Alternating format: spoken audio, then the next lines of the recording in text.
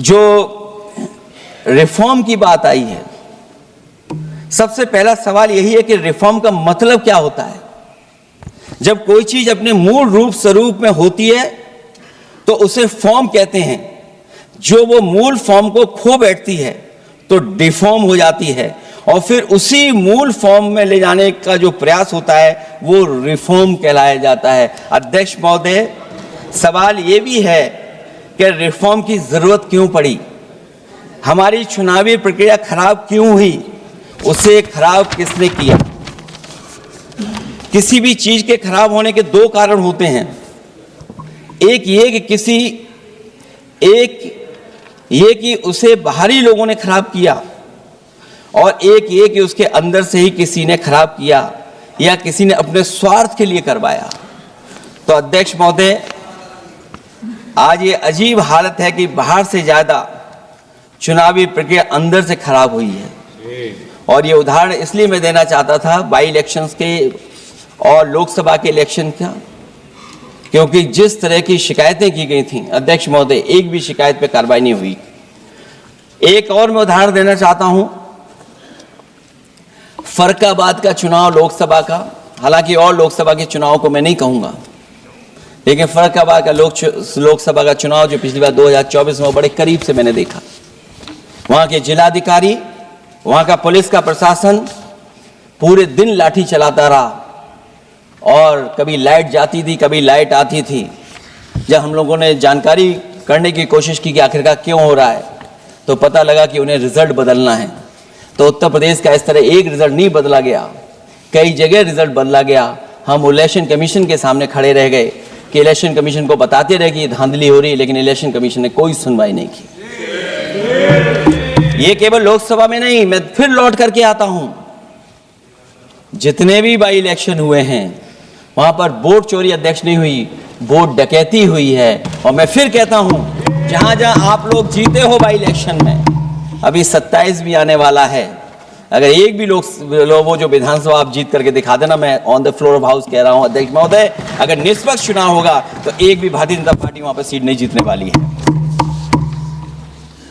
दूसरा कि जो समय समय पर पैसा आ जाता है अकाउंट में, ये लोकतंत्र को सबसे ज्यादा कमजोर कर रहा है। 10,000 बिहार में बांट दिए। अभी सुना है कि बहुत सारी महिलाओं ने कई जिलों में आंदोलन किया है, वो 10,000 के वादे से मुकर रहे हैं लोग।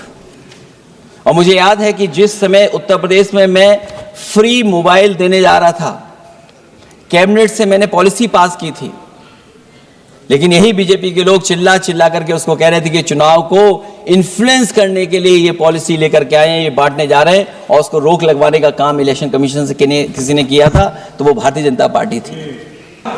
मान्यवर, मैंने सोचा कि भाई कुछ गलती नहीं है, मान्यवर कोई गलती नहीं है, तो ये लोग विरोध क्यों कर रहे। फिर मुझे याद आया कि मान्यवर, जब इनके जमाने में चुनाव होते थे, बिहार और यूपी में सरकारें बनाती होती थी, पूरे के पूरे वोट के बक्से हाईजैक कर लिए जाते थे। ईवीएम आने से ये बंद हो गया, ईवीएम आने से बंद हो गया, और मान्यवर चुनाव की चोरी बंद हुई है, इसलिए पेट में दर्द हो रहा है। ईवीएम का दोष नहीं है, चुनाव जीतने का तरीका जनादेश नहीं था, करप्ट प्रैक्टिसेस थी, इसके कारण चुनाव जीतते थे। अब आज ये पूरे एक्सपोज हो चुके हैं। जब जनादेश पर चुनाव होता है तो आप जीत सकते हो, जीतो, स्वागत है उसका, मगर जब हारते हो तो अन्य कारण बताना, जैसे पहले मैंने कहा, ऐसा बताना ये ठीक नहीं है। मान्यवर, कल मैंने लीडर ऑपोजिशन का भाषण स्वयं यहां बैठकर सुना है। पूरा भाषण उनका धागों में उलझ गया, थ्रेड्स में उलझ गया। मान्यवर, ये कहते हैं पीएम का शेड्यूल देखकर चुनाव आयोग चुनाव तय करता है। मेरा सभी सांसद महोदय से करबद्ध निवेदन है कि चुनाव होने के पहले के 1 महीने पीएम का शेड्यूल, और पीएम को लगभग 24 और 16 कितना होता है, 40 महीना हो गया। इसमें से किसी भी एक महीने का शेड्यूल दिखाओ। पीएम की गति ही इतनी है, कोई भी महीना उठाओगे तो इतने ही प्रवास करते हैं। मानवर, इसको चुनाव का कोई लेन देन नहीं है। हमारे प्रधानमंत्री जनसंपर्क में आजादी के बाद सबसे ज्यादा प्रवास करने वाला प्रधानमंत्री, और मैं जानता हूं साहब, मैं जानता हूं नरेंद्र मोदी जी को 2001 से मैं बता सकता हूं, एक भी दिन की छुट्टी नहीं, एक भी वैकेशन नहीं, लगातार जनता का काम करना। मैंने कभी नहीं देखा उनको वैकेशन में। कई बार इनका अनुकरण करने का प्रयास करते हैं तो बीपी बढ़ जाता है इतना, ये फिर रुक जाएंगे फिर। मान्यवर, ये पूरी चर्चा चुनाव सुधार पर थी। मैंने आज ये भी जांच करा,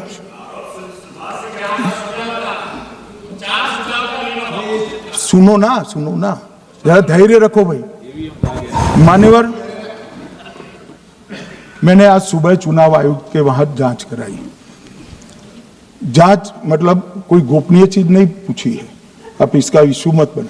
मैंने ये पूछा कि चुनाव सुधार के लिए मई 2014 के बाद कौन सी पार्टी से कितने आवेदन आपको मिले, क्योंकि चुनाव सुधार जो करना है इसकी प्रक्रिया क्या है। मान्यवर, चुनाव सुधार सभी राजनीतिक दलों के साथ चर्चा कर चुनाव आयोग भारत सरकार के विधि मंत्रालय को भेजता है, और विधि मंत्रालय इसका कानून बनाकर संसद के सामने रखता है। ये प्रक्रिया है। तो मैंने सोचा कि इतना बड़ा हो हल्ला हुआ तो ढेर सारे चुनाव सुधार कांग्रेस पार्टी ने दिए होंगे, तो मैं जरा उसका पूछा कर दूं, लगे हाथ तो इसकी भी बात कर लूं, इसमें गोपनीय क्या है। तो मैंने पूछा तो साहब मुझे एक रहस्य मालूम पड़ा कि आज तक मई 2014 से चुनाव आयोग को एक भी चुनाव सुधार का सुझाव कांग्रेस पार्टी से नहीं मिला। मान्यवर,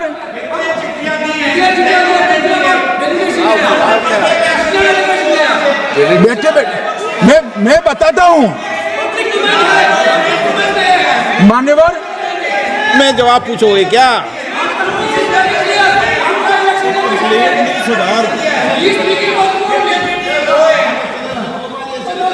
आप भी बोले, हर बोलने पर एक एक बार उठेंगे क्या? हर चीज का जवाब पूछेंगे क्या आप? नो, ये तरीका ठीक नहीं है। नो, ये तरीका ठीक नहीं है।